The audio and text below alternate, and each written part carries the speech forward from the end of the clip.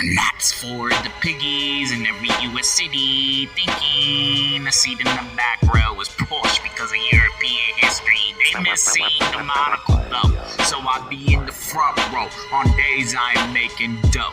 All alone, in the zone, on the phone, until the trailers go off the screen, along with all those production companies that never did it. Tend to be hit or miss due to the often lengthy dialogue between characters within his scripts that can easily put an audience member to sleep, despite the talent he is able to recruit in his typical ensemble cast. The Phoenician scheme doesn't deviate from this Anderson formula, and it doesn't necessarily need to. Ultimately, this film is about the allocation of generational wealth and what the concept of legacy is, defined to at least Benicio del Toro's portrayal of the main character.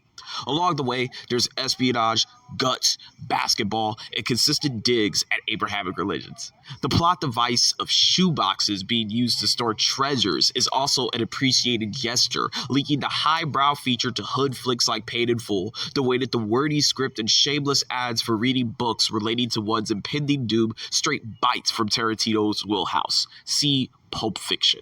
It's a humorous picture, as long as the viewer can keep up with all the fast talking, because the film is focused on businessmen and fortunes, and with that comes hustlers, and if there's one skill that a hustler has, it's to be able to speak faster than you could think. The colors are practically acid washed, as typical of Wes. The zoom-ins on Del Toro's face in the first sequence are as uncomfortable as Michael Cera's entire role throughout 2/3 of the film. Amazingly, as annoying as these things are, they both come to be unforgettable and pieces of the picture that the Phoenician scheme just can't exist without.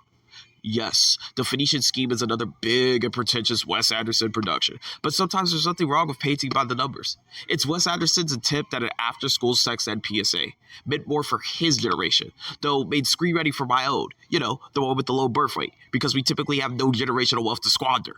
The Phoenician scheme preaches to the choir for younger viewers and comes as a late message for the Gen Xs and above who really would have made a better impression in the world if they practiced safe sex.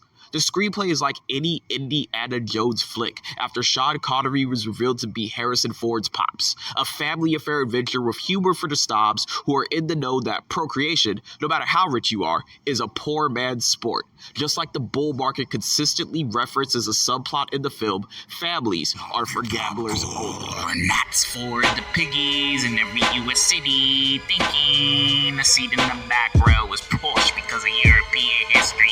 They miss seeing the monocle though, so I be in the front row on days I'm making dough.